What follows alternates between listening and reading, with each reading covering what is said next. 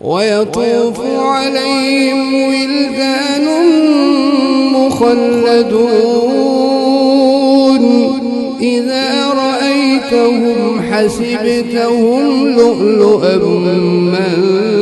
منثورا وإذا رأيت ثم رأيت نعيما وملكا كبيرا عاليهم ثياب سندس خضر واستبرق وحلوا أساور من فضة وسقاهم ربهم شرابا طهورا إن هذا كان لكم جزاء